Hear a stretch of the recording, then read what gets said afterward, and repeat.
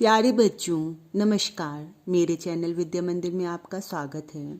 मैंने अपनी पिछली वीडियो में आपको चौपाई तथा दोहा छंद के विषय में बताया था। मुझे उम्मीद है आपको अच्छी तरह से समझ में आए होंगे। आज हम सोरठा छंद के बारे में आपको बताएंगे। परिभाषा देखिए, यह है अर्धसम मात्रिक छंद है। हमने पहले भी आपको बताया था कि छंद 3 प्रकार के होते हैं, सम, अर्धसम तथा विषम।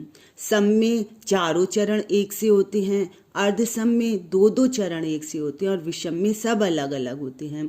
तो देखिए, यह अर्धसम मात्रिक छंद है।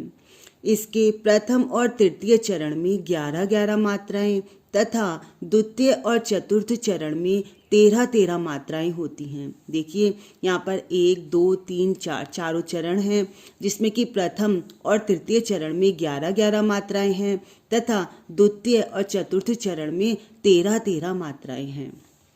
पहले तथा तीसरे चरण के अंत में गुरु लघु आते हैं। देखिए, प्रथम चरण के अंत में गुरु और लघु, इसी प्रकार से तृतीय चरण में गुरु और लघु आते हैं। तो इस प्रकार से पहले तथा तृतीय चरण के अंत में गुरु लघु आते हैं और कहीं कहीं तुक भी मिलती है।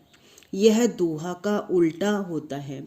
देखिए, जिस प्रकार से दोहा में क्या होता था, उसमें भी 4 चरण होते थे, लेकिन दोहे में पहले और तीसरे चरण में 13-13 मात्राएं होती थी, जबकि इसमें पहले और तीसरे चरण में 11-11 मात्राएं हैं।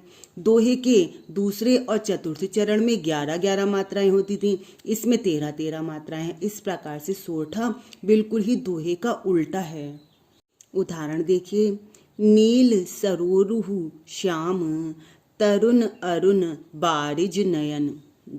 नील यहाँ पर बड़ी की मात्रा है, यहाँ पर दीर्घ, फिर लघु, दीर्घ, लघु लघु।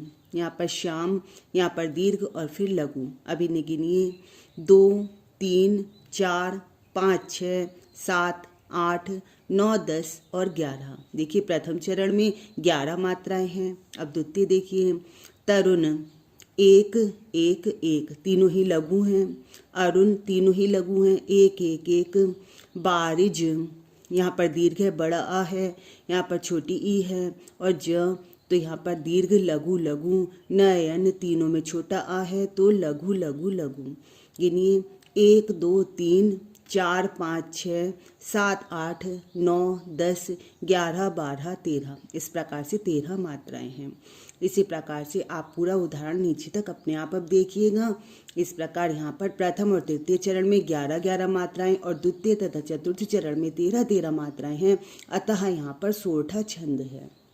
सोरठा छंद का एक अन्य उदाहरण देखिए, मैं समुझ्यऊ निराधार, यह जग कांचऊ कांच सऊ। मैं दीर्घ, समुझ्यऊ स लघु, मु लघु, झ समुझ्यऊ, यहाँ पर यह दीर्घ है। निर्धार, यहाँ पर लघु लघु, दीर्घ और लघु। गिनिए, 2, 3, 4, 5, 6, 7, 8, 9, 10 और 11। तो यहाँ पर प्रथम और तृतीय चरण में 11-11 मात्राएं हैं।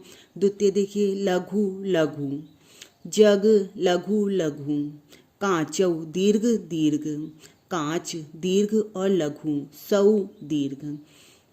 1, 2, 3, 4, 5, 6, 7, 8, 9, 10, 11, 12, 13 मात्राएं हैं। तो द्वितीय और चतुर्थ चरण में 13-13 मात्राएं हैं। इस प्रकार यहाँ पर सोरठा छंद है। स्पष्टीकरण आप इस प्रकार से बताएंगे, इस पद्य के पहले और तीसरे चरण में 11-11 मात्राएं तथा दूसरे और चौथे चरण में 13-13 मात्राएं होती हैं। अतः यह सोरठा छंद है।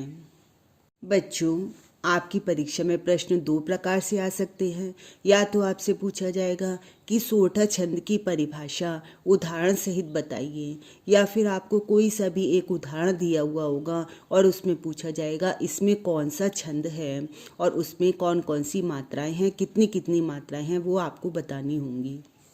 अब मुझे उम्मीद है कि आपको सोरठा छंद बहुत अच्छी प्रकार से समझ में आया होगा।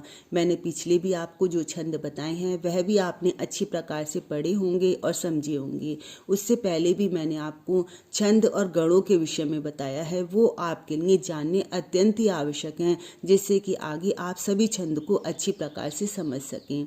तो आप उनको अवश्य देखिए और मेरी वीडियोज़ को लाइक और शेयर कीजिए, और यदि आपने सब्सक्राइब नहीं किया है तो प्लीज़ सब्सक्राइब भी कीजिए। धन्यवाद।